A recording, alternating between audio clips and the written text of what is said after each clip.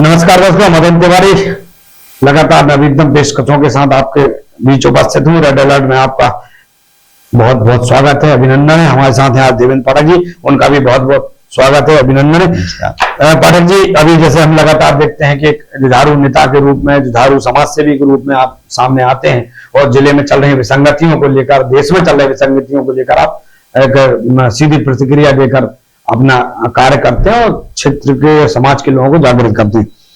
और ये एक आपने आवेदन भी सौंपा है कहीं ना कहीं कि जो अस्पताल है, स्वास्थ्य सेवा है, उसका व्यवसायीकरण कर दिया गया है। उन व्यवसायीकरण के चलते हुए स्वास्थ्य सुविधाओं को व्यापार की ओर ढालते हुए भी आपने कहा कि लगातार सीजर हो रहे हैं, जो दुखद है।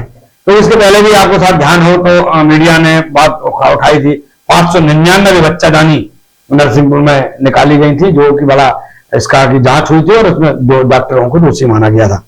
ऐसा ही कुछ अभी नजारे नजर आ रहे हैं कि लगातार व्यवसायिकता जो हावी हो चुकी है। तो क्या कहना चाहेंगे इस विषय पे, नरसिंहपुर की स्वास्थ्य सुविधा? देखिए, स्वास्थ्य के विषय में स्वास्थ्य सेवाएं तो नरसिंहपुर की शासकीय स्वास्थ्य सेवाएं चरमराई हैं। ये चरमराई क्यों है, इसका कारण है। मैं इस पर कहना चाहूंगा कि जो शासकीय अस्पताल में नौकरी करते हैं डॉक्टर, शुरुआती कैरियर तो वो शासकीय अस्पतालों से बनाते हैं, लेकिन जब उनका परिचय हो जाता है लोगों में, जब लोग उनको जानने लगते हैं, तो वो अपनी इमारत खड़ी करने लगते हैं। और यही शासकीय जो स्वास्थ्य सेवाएं हैं उनके लिए घातक है। अभी नरसिंहपुर में CMHO जी ने जो एक कार्रवाई के विषय में हमने उनको कहा या उनसे बोला, तो डॉक्टर अमित चौकसे जी हैं, वैसे उनकी बिल्डिंग है, वो बिल्डिंग TNPC पास नहीं है, ऐसी जगह में बनी है। इतनी बड़ी बिल्डिंग बन जाती डॉक्टरों की, सरकारी अस्पताल से रिजाइन कर देते हैं, रिजाइन एक्सेप्ट नहीं होता और वो अपनी प्रैक्टिस शुरू करते हैं। उनकी पत्नी सीजर करने लगती है सरकारी अस्पताल में नौकरी करते हुए। तो कुल मिला के ऐसी चीजों की मैं कलेक्टर मैडम से भी बात करूंगा इस विषय पर। ऐसे विषयों पर यदि स्वास्थ्य सेवाओं में लोगों की मृत्यु होती है तो इन पर तो मृत्यु हो रही है, तो इन्हीं का दोष है ना। जब आप सरकारी अस्पतालों से अपना कैरियर बनाते हैं तो आपको निजी तरफ नहीं जाना चाहिए, या फिर निजी से ही कैरियर शुरू करें आप बनाना।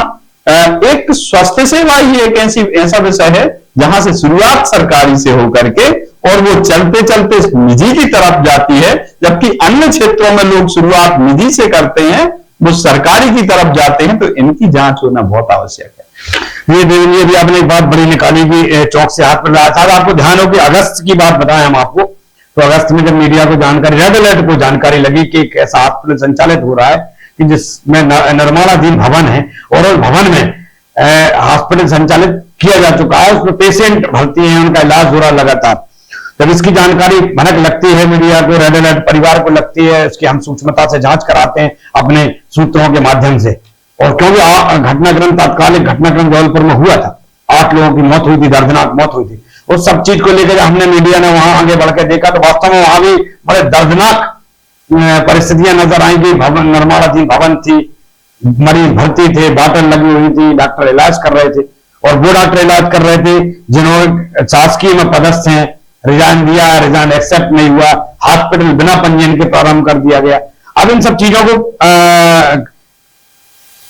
दबंगियाई के रूप में भी हम देखें तो मुझे लगता है ये कहीं अतिशयोक्ति नहीं होगी कि इस प्रकार से नरसिंहपुर में हुआ है। जब मीडिया सामने आया फिर उसको लगातार बंद, उसको सील किया, CMHO की टीम आई, उसको सील किया, अभी 5 महीने तक लगातार वो बंद रही और फिर उसके बाद पुनः उसका ओपनिंग होती है, बड़े राजनीतिक असूख के साथ उसका ओपनिंग होती है। और अभी भी विवादों में लगातार है, लगातार शिकायतें आ रही हैं। आपके पास भी शिकायत आई भी, आपने बताई कि सोनोग्राफी जो होती है वो डॉक्टर को नहीं, जिनको अधिकारी नहीं, पात्रता नहीं है, वो सोनोग्राफी कर रहे हैं, महिलाओं की सोनोग्राफी हो रही। भाई ये तो नियम विरुद्ध है, कहीं ना कहीं ये नियम विरुद्ध है। और वहीं पैथोलॉजी में देखें तो अपन को पैथोलॉजिस्ट MD चाहिए, वो व्यवस्था नहीं है सोनोग्राफी में। और जिसके नाम से मशीन रजिस्टर्ड होती है वो सिर्फ कर सकता, वो भी उसके लिए पात्र है कि नहीं, लेकिन पात्र नहीं है तो भी हम कर रहे हैं। इन सब परिस्थितियों में आपके स्वरूप में देखते हैं नरसिंहपुर की चौक से हॉस्पिटल। देखिए, इतनी ज्यादा अनियमितताएं हैं तो प्रशासन, जो जिला प्रशासन बैठा है, कलेक्टर मैडम बैठी हैं, ये कैप्टन हूं तुम्हें पूरी टीम की, तो इन्हें इनकी जिम्मेदारी है, इनको जांच करना चाहिए। वो तो स्वयं महिला है, तो महिलाओं के दर्द को समझती हैं। वहां पर यदि सोनोग्राफी ऐसे लोग कर रहे हैं जो ऑथराइज नहीं है, जब प्रमाण पत्र किसी चीज का दिया जाता है, आपको सर्टिफिकेट दिया जाता है, तो आप वो काम कर सकते हैं। यदि सर्टिफिकेट नहीं है, एक मानदंड तो यही है, जब मेरे पास डीएड बीएड की डिग्री होगी तो ही मैं शिक्षक बन पाऊंगा, यदि नहीं है तो मैं शिक्षक नहीं बन पाऊंगा। तो ये तो स्वास्थ्य से जुड़ा हुआ विषय है, तो इसे गंभीरता से लेते हुए इनकी जांच करनी चाहिए। और जैसा कि आपने अभी कहा था कि 500 लगभग 599 बच्चादानियां निकाल दी गई थी। महिलाओं की बच्चादानी उनके जीवन से ज्यादा प्रिय होती है उन्हें, वो निकाल दी गई थी। तो सीजर लगातार हो रहे हैं, अंधाधुंध सीजर हो रहे हैं। हम इस विषय पर यही कहना चाहते हैं कि निष्पक्षता से इनकी जांच हो जाए और एक बार एक अस्पताल पर, चौकसी हॉस्पिटल हो या जो भी दोषी हो, उन पर एक बार कार्रवाई हो जाएगी तो जो निजीकरण का भूत सवार है हर डॉक्टर को, ये कम से कम थोड़ा उतरेगा। स्वास्थ्य तो ऐसी सेवाएं हैं, वो आपको सेवाएं देनी है, ये लूट का विषय नहीं है, ये धन कमाने का नहीं। धन कमाइए आपने बच्चों के उपार्जन के लिए, जीवन उपार्जन के लिए, लेकिन आपने उसको धंधा बना लिया है। तो धंधे के लिए स्वास्थ्य सेवाएं नहीं होती, सेवाओं के लिए होता है। यही कहना चाहूंगा कि इनकी जांच होनी चाहिए। देखिए अभी देखा जा रहा है लगातार में कि जो अस्पताल हैं इन पर लगातार अनियमितताओं के आरोप लगे। तीसरी बार फिर आवेदन के आधार पर अस्पताल जो है कटघरे में खड़ी हुई है। अमित चौकसी जी पर बड़े गंभीर आरोप लगे हैं कि इनके द्वारा सोनोग्राफी की जा रही है। अन्य भी जब ये शासकीय में पदस्थ हैं, आपने इस्तीफा दिया, इस्तीफा मंजूर नहीं हुआ, तो आप कैसे आप अपना खुद का नर्सिंग होम खोल सकते हो। वहीं आगे बढ़ते हैं तो जो उनकी वाइफ है श्रीमती शशि राय, राशि राय, मुकेश पटेल जी कौन क्या नाम है, राशि राय जी, तो राशि राय जी हैं। वहीं आगे बढ़ जाते हैं तो सोनम चौकसी जी। तो ऐसे बहुत सारी जो वहां पर एंट्री है वो बड़ा विवाद खड़ा कर रही है उस अस्पताल में, जबकि अस्पताल अभी बंद होकर चालू हुआ है। और फिर वहीं आगे खड़ा हो गया कि अब क्या आने वाला कल क्या होगा। एक नेता है कांग्रेस के, बड़े नेता बोले जाते हैं, केदार पटेल जी, उनने भी बड़े गंभीर आरोप अस्पताल के ऊपर लगाए। और जब यहां सुनवाई नहीं हुई तो हाई कोर्ट गए और हाई कोर्ट से आदेश हुआ 60 दिन के अंदर उनका जो निराकरण करना है और जो भी परेशान ने आरोप लगाया उनकी जांच करना है। लेकिन आज दिनांक तक कुछ नहीं है। क्या कहोगे इसमें, किसकी मिली भगत आपकी दृष्टि में नजर आती?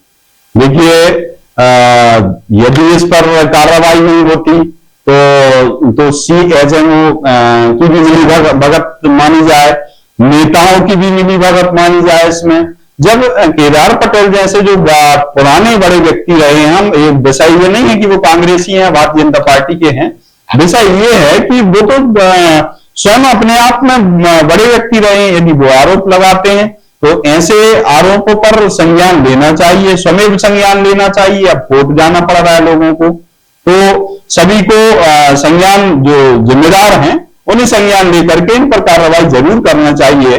और हमारी व्यक्तिगत दुश्मनी कोई चौकसी जी से नहीं है। हम तो ये कहते हैं कि जो भी गलती करे, नरसिंहपुर का जो भी अस्पताल गलती करे, और एक बार शुरुआत चौकसी जी से करके पूरे अस्पतालों की जांचें कर लें।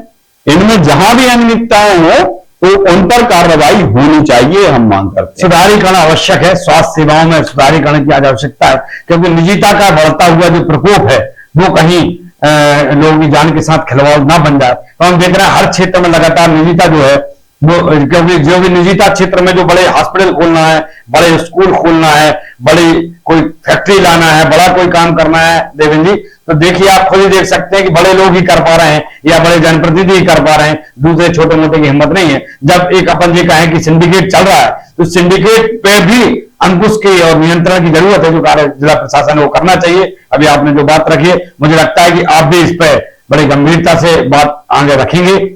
आपने रेड अलर्ट पर समय दिया, इसके लिए बहुत बहुत धन्यवाद। नमस्कार, धन्यवाद।